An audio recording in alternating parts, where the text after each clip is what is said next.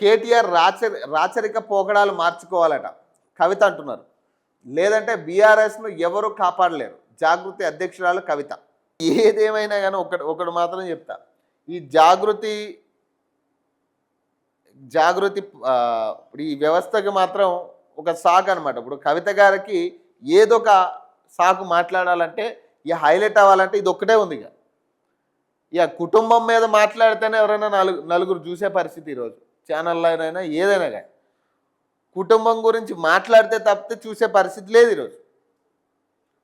పాపం ఆవిడ ఎన్నో సమస్యల మీద మాట్లాడారు ఇప్పుడు దాకా. ఏది పెద్దగా హైలైట్ అవ్వదు. కానీ కేసీఆర్ గురించి కానీ, హరీష్ రావు గురించి కానీ, సంతోష్ రావు గురించి కానీ, లేదా కేటీఆర్ గురించి కానీ మాట్లాడితే హైలైట్ అవుతుంది, పక్కా హైలైట్ అవుతుంది. కాబట్టి ఇది మాత్రం వదిలే పరిస్థితి ఉండదు. కానీ వాస్తవానికి నేను మొన్న కూడా చెప్పిన దీనికి సంబంధించి కవిత గారికి కూడా తెలియకుండా అయితే ఫోన్ ట్యాపింగ్ జరిగి ఉండకపోవచ్చు. కవిత గారికి స్పష్టంగా తెలిసే ఉండి ఇదంతా జరిగింది. ఇప్పుడు ఆమె డ్రామా ఆడుతుంది అంతే. కేవలం ఇప్పుడు ఆమె డ్రామా ఎందుకంటే బయటకు వచ్చింది కాబట్టి, బయటికి వెళ్ళగొట్టారు కాబట్టి ఇప్పుడు కుటుంబం మీద ఆమె ఒక డ్రామా క్రియేట్ చేస్తుంది తప్పితే కవిత గారి ఇన్వాల్వ్మెంట్ కూడా ఫోన్ ట్యాపింగ్ విషయంలో ఆమెకు తెలియకుండా అయితే జరిగి ఉండకపోవచ్చు. ఎందుకు? ఇప్పుడు ఆమె భర్త ఫోన్ ట్యాప్ అయినట్టుంది. ఇప్పుడు ఎందుకు చెప్తా ఉందన్నమాట. ఇప్పుడు సొంత భర్త ఫోన్ ట్యాప్ అయితేనే మరి అప్పుడు ఎందుకు ఈ రాజకీయాలు అన్నీ అడుగుంటూ బయటకు వచ్చి మాట్లాడవచ్చు కదా. ఇప్పుడు భర్త కంటే ఎక్కువైతే కాదు కదా. సొంత భర్త ఫోన్ ట్యాప్ అయిందని తెలిసినప్పుడే నువ్వు బయటకు వచ్చి మాట్లాడుండే మీడియాతో. ఇప్పుడు భర్త ఫోన్ ట్యాప్ అయినా కూడా నువ్వు పట్టించుకునే పరిస్థితి లేదు కదా అప్పుడు. సో భర్త ఫోన్ ట్యాప్ అయినా కూడా పట్టించుకునే స్థాయిలో లేరు అప్పుడు. అప్పుడేమో మనకు కావాల్సింది ఏంటి? పదవులు కావాలి, రాజకీయ భవిష్యత్తు కావాలి, ఇందులో నెంబర్ 2గా ఎదగాలనే కోరిక ఉండే మనకి. కాబట్టి అప్పుడు అన్నీ కూడా ఏమి కనపడలే. ఈ ఫోన్ ట్యాపింగ్ జరుగుతుందని ఏం కనపడలే. ఇక విచ్చలవిడిగా ఫోన్ ట్యాపింగ్లు చేసాం. మరి సొంత భర్త ఫోన్ ట్యాప్ అయిందని తెలిసినప్పుడు మరి మీరు అప్పుడే బయటకు వచ్చి మాట్లాడుతుండే. ఇప్పుడు ఏదో చెప్తా ఉన్నారు కదా. అప్పుడు సొంత కుటుంబ ఫోన్ ట్యాప్ అయితే మీరు ఎందుకున్నారు ఆ పార్టీలో? మరి మీరే రిజైన్ చేయాల్సింది. మీరే రిజైన్ చేసి బయటకు వస్తే అయిపోయింది కదా. జనంలో కనీసం నమ్మకమైనా ఉండే. ఇప్పుడు అందరి ఫోన్లు ట్యాప్ అయినాయి. సొంత పార్టీ నేతల ఫోన్లు. ఈవెన్ మీకు తెలియకుండా అయితే అక్కడ ఏదో కొత్తగా జరిగిందైతే నేను అనుకోను. ఇందులో కవిత గారి ఇన్వాల్వ్మెంట్ కూడా ఉంది అనేది నా ఆలోచన. గుంటనక్కతో కాంగ్రెస్ ప్రభుత్వం మ్యాచ్ ఫిక్సింగ్ చేసుకున్నదట. అందుకే ఫోన్ ట్యాపింగ్ కేసులో విచారణ పూర్తి చేస్తారన్న నమ్మకం తనకు లేదని తెలంగాణ జాగృతి అధ్యక్షురాలు కవిత సంచలన వ్యాఖ్యలు చేసిరట. మున్సిపల్ ఎన్నికల కోసమే ఈ కేసును అటు ఇటు తిప్పుతున్నారని, కాంగ్రెస్కు చిత్తశుద్ధి ఉంటే 2 ఏళ్లుగా ఎందుకు కేసు ముందుకు పడటం లేదని ప్రశ్నించారట. సోమవారం హైదరాబాద్లోని తెలంగాణ జాగృతి కార్యాలయంలో ఆమె మీడియాతో మాట్లాడుతూ కేసీఆర్ సీఎంగా ఉన్నప్పుడు ఫోన్ ట్యాపింగ్ జరిగినందుకే విచారణకు పిలిచారని అన్నారు. చట్టాలకు ఎవరు అతీతం కాదని స్పష్టం చేశారు. తనను విచారణకు పిలిచినా వెళ్తానని అన్నారు. కానీ కేటీఆర్ మాత్రం కేసీఆర్ను అసలు విచారణకే పిలవద్దని అంటున్నారని, అలాంటి రాచరిక పోకడాల ఆలోచనలు మార్చుకోవాలని, మారకపోతే బీఆర్ఎస్ను ఎవరూ కాపాడలేరని కవిత హాట్ కామెంట్ చేశారు. అలాగే మున్సిపల్ ఎన్నికల్లో అభ్యర్థి మంచోడైనా చెడ్డోడైనా కేసీఆర్ను చూసి ఓటు వేయాలని కేటీఆర్ అంటున్నారని, ఇది కూడా వారి నియంతృత్వ పోకడాలకు నిదర్శనమని పేర్కొన్నారట. తాము జాగృతి ఆల్ ఇండియా ఫార్వర్డ్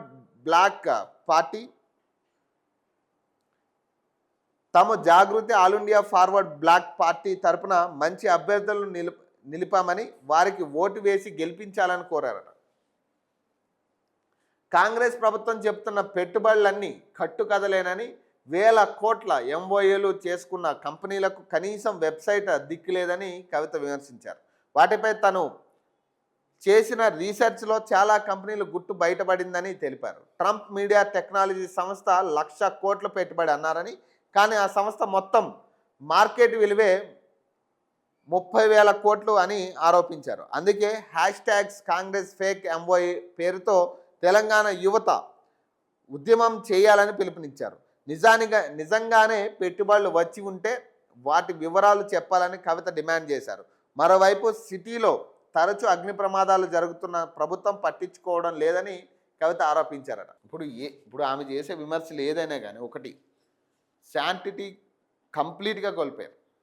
కవిత గారు మాట్లాడుతున్న ప్రతి మాట కానీ అంటే మొదట్లో చాలా బాగుండే వినడానికి.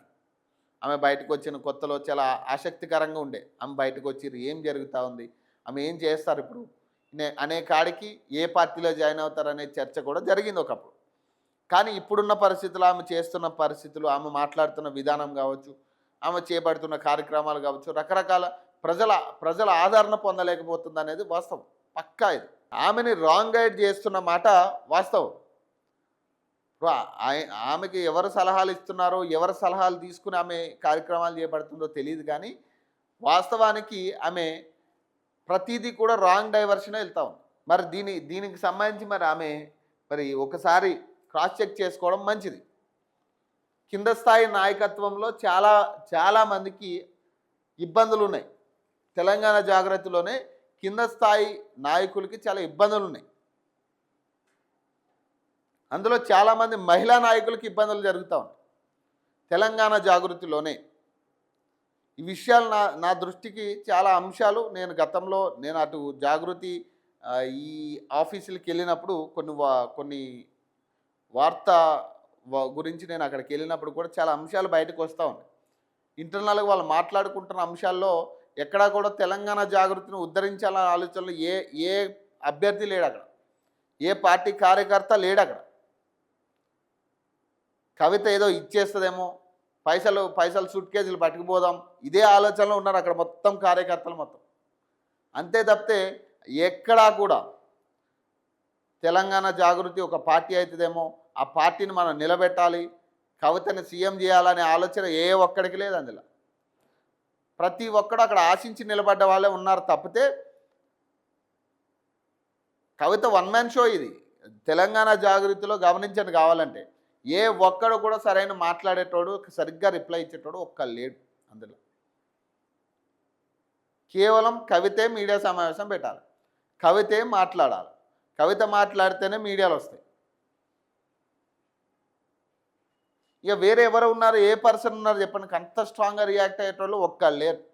ముందు అసలు దాన్ని పార్టీగా మలుచుకోవడానికి చేస్తున్న ప్రయత్నాల్లోనే విఫలమయ్యే పరిస్థితి ఉంది ఈరోజు. ఇప్పుడు ఇన్ఛార్జీల పేరు మీద రకరకాల ఇన్ఛార్జీలు పెడుతున్నారు అంటున్నారు, మున్సిపాలిటీలకు సంబంధించి ఇన్ఛార్జీలు అంటున్నారు. ఎవరున్నారు ఇన్ఛార్జీలు? ఏ బలమైన నాయకుడు ఉన్నాడు తెలంగాణ జాగృతి పార్టీలో ఏ బలమైన నాయకుడు ఉన్నాడు ఇన్ఛార్జిగా పెట్టడానికి? కనీసం మాజీ కౌన్సిలర్ కూడా లేని పరిస్థితి. అందులో ఇప్పుడున్న పరిస్థితుల్లో ఒక్కడు కూడా మాజీ కౌన్సిలర్ జాయిన్ అయిన పరిస్థితి లేదు. ఎవరినో ఉన్నగాడికి తెచ్చి వాడిని అభ్యర్థిగా ప్రకటించాలి, ఒక ఇన్ఛార్జిని అక్కడ పెట్టాలి. ఎవరినో ఇక ఉన్న ఒక 20 మందో 30 మందో ఉంటే అందులో ఒకరిని పెట్టాల్సింది ఇక అక్కడ. అంతే తప్పితే అక్కడ బలమైన నాయకత్వం కనపడట్లే. చాలామంది ఇబ్బందులు పడుతూనే జాగృతిలో కొనసాగుతూ ఉన్నారు. బయటకు పోవాలా ఉండాలనే కాడికి చాలామంది ఇంకా డిసైడింగ్ స్టేజ్లో ఉన్న వాళ్ళు ఉన్నారు చాలామంది. ఇట్లాంటి వాళ్ళందరినీ కోల్పోతే రేపొద్దున కార్యకర్తల బలం కూడా ఉండని పరిస్థితి ఉంటుంది తెలంగాణ జాగృతికి. నిజంగా ఇది పార్టీ అయితే కనుక దీన్ని ఒకసారి మీరు క్రాస్ చెక్ చేసుకోవాల్సిందే. గ్రౌండ్ లెవెల్లో ఏం జరుగుతుందో కూడా మీరు ఒకసారి క్రాస్ చెక్ చేసుకోవాలి. ఇదే తరహాలో వెళ్తే మాత్రం తెలంగాణ జాగృతి పార్టీ అనేది ప్రజల్లోకి వెళ్ళే పరిస్థితి ఉండదు, ప్రజలు నమ్మే సిచ్యువేషన్ కూడా ఉండదు. ఇప్పుడు మాట్లాడితే యువత రోడ్ల మీదకి రావాలి, యువత ఉద్యమం చేయాలి. ఏం సాధించారు ఉద్యమం చేసి తెలంగాణ తెచ్చుకుని నాకేం అర్థం కావట్లేదు. ఇప్పుడు తెలంగాణ తెచ్చుకుని ఏం అంత మేలు జరిగింది? తెలంగాణ తెచ్చుకుని మీ చేతిలో పెడితే మీరు నాశనం చేసారు 10 ఏళ్ళు. ఇప్పుడు మళ్ళీ 2 ఏళ్ళు ఈయన నాశనం చేస్తూ ఉన్నాడు. అంతే. పెద్దగా తెలంగాణ రావడం వల్ల ఒరిగింది ఏం లేదు ఎవరికి, ప్రజలకైతే. ఎవరు బాగుపడ్డటోళ్ళు అంటే ఈ ఫ్రంట్ లైన్లో ఉన్న వాళ్ళందరూ బాగుపడ్డారు. ఈ ఉద్యమం అనే అడ్డు పెట్టుకుని నడిచిన వాళ్ళందరూ బాగుపడ్డారు. అసలు ఉద్యమం చేసినోడే ఒక్కడు బాగుపడలే, ఒక్కడు. ఈ రోజుకి కూడా ఉద్యమం చేసిన నాయకుల్లో ఒక్కడు బాగుపడేటోడు లేడు. కేవలం ఈ ఉద్యమం చేయించామని చెప్పుకుంటే వాళ్ళు ఉన్నారు చూడండి. ఇక ఫ్రంట్ లైన్లో ఉండి వీళ్ళు ఈ బిజినెస్లు మాట్లాడుకుని డీల్స్ సెట్ చేసుకుని కమిషన్లు తెచ్చుకున్న వాళ్ళు ఉన్నారు. వీళ్ళు బాగుపడ్డారు తప్పితే ఎవరికి ఒక రూపాయి ఉపయోగం లేదు తెలంగాణ రావడం వల్ల. ఇప్పటికీ కూడా తెలంగాణ ఇంకా కొట్టుమిట్టాడుతూ ఉంది. ఇప్పుడు వీళ్ళు వీళ్ళు మాట్లాడితే ఉద్యమం చేయాలి, యువత ఉద్యమం చేయాలి. ఏం చేయాలి యువత? ఇంతమంది బలిదానాలతో వచ్చిన తెలంగాణకి ఒక్కడికి ఉపయోగం జరిగిందా యువతకి? ఇంత కొట్లాడి లాఠీ చార్జీలు తిన్న వాళ్ళకి ఒక్కడికైనా ఉపయోగం జరిగిందా? ఇక మళ్ళీ మీరు ఉద్యమం చేయాలంటే మళ్ళీ ఇప్పుడు వాళ్ళందరూ సావమనే కదా మీరు చెప్పేది ఇండైరెక్ట్గా. మీరు రోడ్లెక్కి సావంటారా, మళ్ళీ మేము మళ్ళీ పదవులు అనుభవిస్తాం, మీరు చచ్చిపోతే మాకు పదవులు వస్తాయనే కాడికి మీరు చెప్తా ఉన్నారు ఇండైరెక్ట్గా. ఇక కేటీఆర్ కూడా అదే చెప్తా ఉన్నాడు కదా. ఇప్పుడు కేటీఆర్ కూడా మళ్ళీ ఉద్యమ రోజులు గుర్తొస్తున్నాడు, ఇక మళ్ళీ మందిని చంపడాలి కదా. ఇప్పుడు ఇద్దరు మాటలు సేమ్ ఉన్నాయి చూడండి. ఈవిడేమో యువత ఉద్యమం చేయాలంటున్నాడు అంటుంది, ఆయనేమో ఉద్యమ రోజులు గుర్తొస్తున్నాయి అంటున్నాడు. అంటే మళ్ళీ మందిని చంపడానికి వీళ్ళిద్దరు తయారయ్యారు.